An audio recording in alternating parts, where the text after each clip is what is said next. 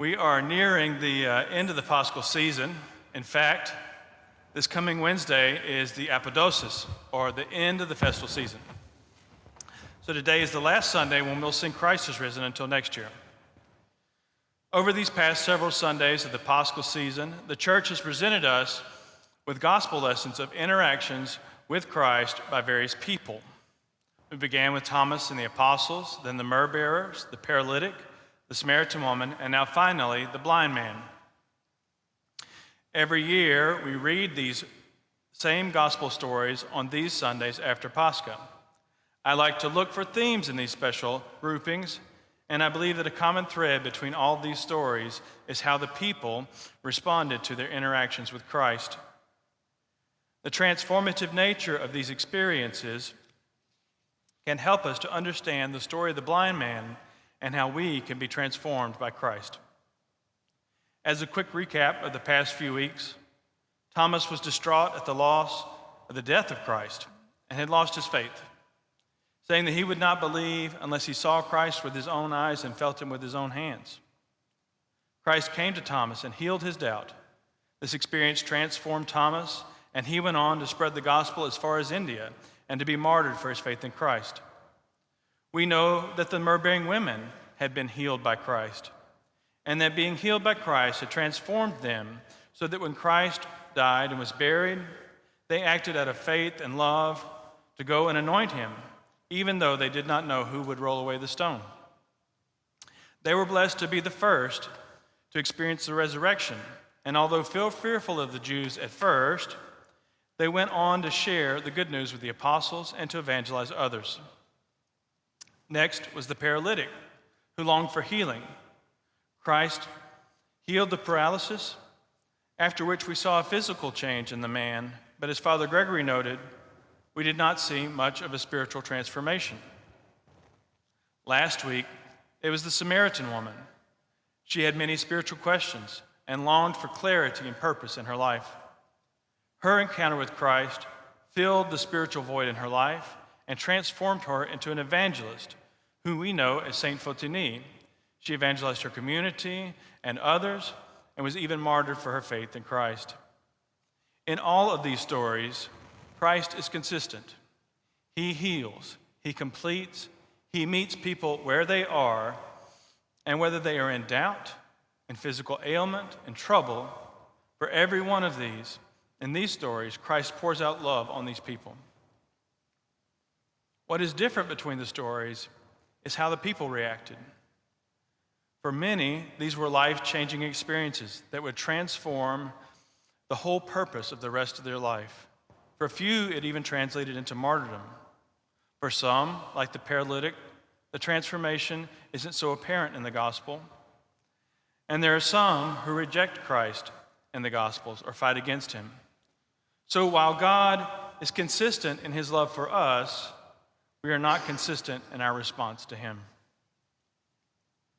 This brings us to today's story of the blind man. This is yet another interesting story of an encounter with Christ, which is transformative. Let me begin by saying that the way John tells this story has many layers of meaning, and we won't be able to get to all of them. But we'll try a few. And in this story, just like in the others, there is a healing. The man is reported to have been born blind. Christ heals him by making clay from the ground. Now, John loves to allude to Genesis in his gospel. And in Genesis, it says that God made man from the dust of the ground. This healing harkens back to God's creative act of forming man from the ground. And it is within our tradition that Christ is actually making new eyes for the man when he makes the clay. We can find this referenced in the Vespers hymns from last night, where the man repeatedly asks, "Why was I born without eyes?" Also from the Orthros this morning, "Light from light and giver of light, you give eyes to the man born blind, O Logos." This hymn also reminds us what Christ was saying as he made the clay. He said, "I am the light of the world." Similarly, if we read a little further in the chapter 10 of John, we find out that all of this is happening during the Feast of the Dedication. Today, we would call that Hanukkah, the Festival of Lights. This healing represents not only the transformation of this individual, but the transformation of the world that Christ is bringing. Christ said that he must work the works of him who sent me. So why was he sent? And notice that Siloam means sent. He was sent to do these works of God, repairing creation that was corrupted and bringing light into the world. He is the light, and without light there can be no life. He is sent to bring life, hope, and salvation to the world, which is what this healing brings into the life of this man born blind. The story does not stop with the healing of the man, but it shows us his response to this healing. For the people familiar with the man, he seems the same but different, possibly due to him having new eyes, or possibly due to a change in who he is. This change plays out throughout the rest of the story. Unlike when Christ healed the paralytic, the blind man knows that it was Jesus that healed him, and he professes this from the very beginning. His neighbors knew him as a beggar, and now he is a witness to a miracle. Instead of asking for help, he is bringing good news into the community. The healing happened on a Sabbath, which for the Pharisees becomes their excuse for discrediting the miracle. You see, in the story just prior to this in John's Gospel, Christ was rather critical of the Pharisees, and they had no answer for him face to face. Here, when they are confronting this lowly blind beggar, they have more boldness. They call Christ a sinner, especially because he performed this miracle on the Sabbath. Unfortunately, for many of the Pharisees, they are not transformed by their experience with Christ, at least not in a positive way. But the blind man continues to be transformed. He proclaims the plain truth that Christ heals him in his first telling. Then, when confronted by the Pharisees, he professes Christ to be a prophet. Finally, he gives a beautiful defense of Christ. After being repeatedly questioned about the miracle, he begins by saying what he knows and what he doesn't know. He doesn't know if Christ is a sinner, but he knows that he was blind and now he can see. The Pharisees again deride Christ and insinuate that there was some trick, something he did wrong that they can exploit.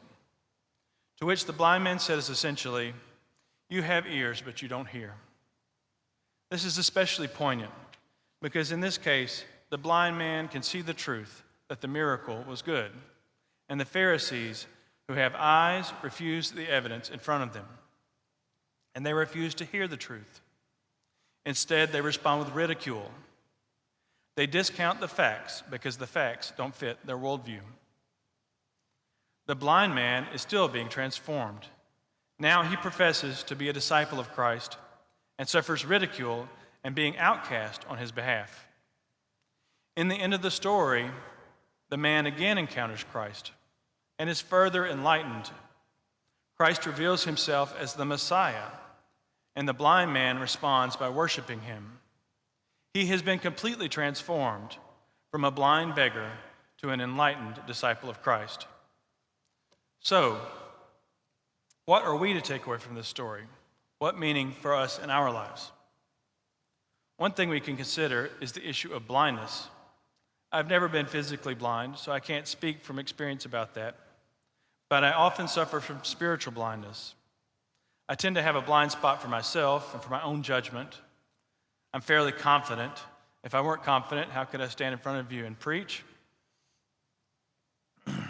On the one hand, it's a gift from God, but on the other hand, I have to watch myself, or I'll let my confidence impact how I view others that may disagree with me. I have a tendency to think of myself as being right, to look for evidence to confirm my views, or for other people who share my views. Sometimes I catch myself thinking that I have a good balance in my views, and that it's only the people on either side of my view that are the extremist. that somehow I have been graced to be the only person with true wisdom and reason. This is but one of many forms of my spiritual blindness. Maybe you have similar or different issues with the truth. But during these especially difficult times, it seems that we are diverging as a society, allowing our views to define the truth, and instead of letting the truth define our views. When I find myself drifting or struggling with these issues, I try to remember that the church has an answer to these difficulties. In our faith, we know that there is truth and that we can experience and know this truth because the truth is a person, and that person is Jesus Christ. We can be transformed by our experience with Christ and share this experience of the truth with others through our actions and words, as the blind man did in this story today. So, as we are confronted with difficult and often conflicting views today, we must judge them against the truth that we know. Through our relationship with Christ, we must be transformed and use our knowledge of Christ to be the critical criteria that informs our actions and our worldview. Now, this may seem difficult, and people have used the Bible to justify all kinds of acts and beliefs throughout the years. At its most basic level, we can look at what we can learn about God from these Paschal Gospel stories. God is consistent in all these stories, although we are not. God meets everyone in these lessons with healing, with light, with knowledge, with forgiveness, or in a single word, love. This world is a complicated place, but if we can do nothing else, ask ourselves, do my actions, my words, and my thoughts have love for the other or love for myself as their basis? If they spring from love for the other, then they are a good witness. I may not always be correct when I do this, but I can feel confident that God will make up what is missing if I am open and loving. If they are rooted in love for myself, then I should scrutinize them more closely. Discerning the difference is difficult. It's not easy. Truly, it's a gift. But we can seek this gift through prayer, through worship, and through trying to practice loving others in the small interactions that happen to us every day in our lives. I pray that we may all be transformed by our relationship with Christ, and that his love will inform and guide us to enlightenment. In conclusion, I find this lesson to be particularly important as we prepare to come again in person after our long physical separation. His Eminence Metropolitan Alexios, with the help of experts and after discussion with leaders across the metropolis, has released guidelines for reopening our church. He met with each of the priests in our metropolis to review the guidelines and answer their questions. Father Gregory and Father Micah, following a similar approach, have consulted with expert and parish leaders in how to implement them. Over the next week, they will be sharing these guidelines with all of you. I will say there is some weight to these guidelines, and some things will be different or difficult than they were before. I urge you to pay attention to these communications, read them, and understand them in the spirit in which they are intended. They are not written in an attempt to be reckless or ignorant of the realities of our situation today, nor are they written in an effort to oppress, harm, or prevent the expression of our faith in the world together.